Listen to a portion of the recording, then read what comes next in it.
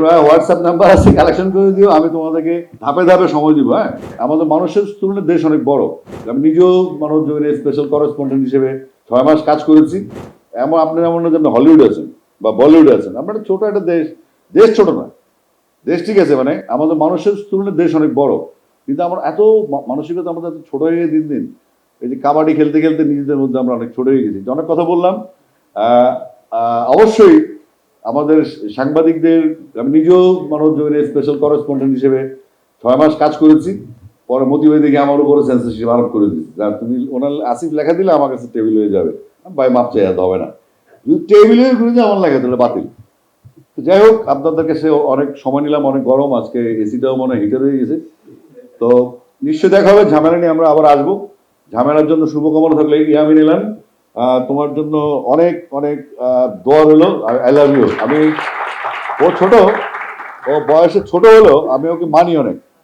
এবং ইন্টারেস্টিং হচ্ছে, সে মানে আসে না বুনো ঘোড়ার মধ্যে নাও বানানো যে ব্যাপারটা, এটা আমার এসে পড়াইতে পারে, মামু বানাতে পারে আর কি।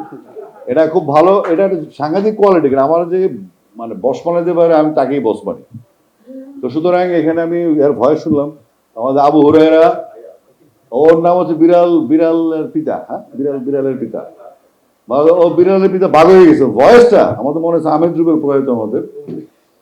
আমাদের রুবেল ভাই খুব মিস করি, মানে ভয়েস তো ব্যাপার না একটা। তো আহমেদ, ওর কথা শুনতে শুনতে আমি আমার তাজে বলতেছে এই রুবেল ভাইয়ের কথা মনে হচ্ছে, একটা ভয়েস ছিল বাংলাদেশে। থ্যাংক ইউ, সবাই ভালো থাকবেন। ঝামেলা নিয়ে আবারও দেখা হবে। আর যারা যারা ব্যক্তিগতভাবে আমার সাথে কথা বলার দরকার আছে, আজকে কিছু হবে না, তবে হবে।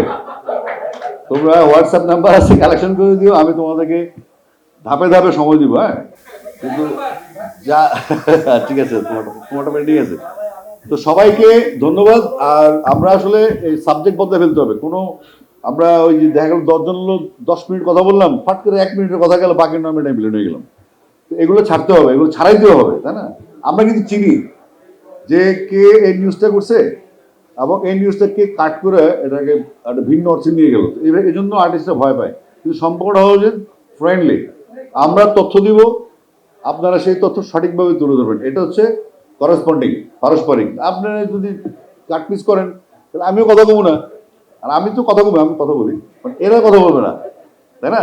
তো সুতরাং আমরা এমন একটা এখানে বলে গেলাম, অধিকার নিয়ে বললাম আপনাদের উপরে, তোমাদের উপরে, যে বি ইউনাইটেড।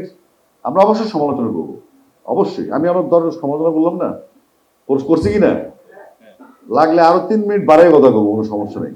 তো খসরুবের দাবির সাথে আমি একমত। এরা একটা নিউজে বোল্ডলি দিবেন যে 1000 কোটি টাকা যে বরাদ্দটা অতীতে ছিল, সেটা যেন ছাড় দেওয়া হয়। আমাদের হলে হল বা বাংলাদেশের জেলায় জেলায় উপজেলায় যেখানে স্টেডিয়াম, যেখানে খেলাধুলা হবে, সেখানেই যেন আমাদের সিনেমা হলগুলো স্থাপন করা হয় এবং সম্ভবত যাচাই করা হয়।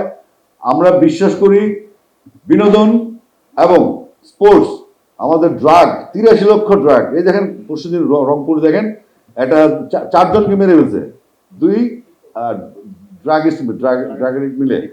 তাহলে এগুলো কিন্তু হবে ঘরে ঘরে। এটা একটা প্ল্যান, এটা একটা আন্তর্জাতিক মিশন। বাংলাদেশকে আমরা যদি একটু লেখাপড়া করতাম, একটু যদি হংকংয়ের দিকে তাকাইতাম, আফিম ওয়ার্ড বলে এটাকে, চায়না অ্যান্ড ইংল্যান্ডের আফিম ওয়ার্ড। চায়না 100 বছর হংকং শাসন করছে শুধু আফিম ওয়ার্ডের জন্য। তাহলে আমাদের প্রজন্মকে বাঁচাইতে হলে খেলাধুলা এবং বিনোদনের কোনো বিকল্প নেই। এগুলো যারা বন্ধ করার চেষ্টা করবে, তারাই আফিম বেচে, এবার যেই লেবাসে হোক। Thank you so much.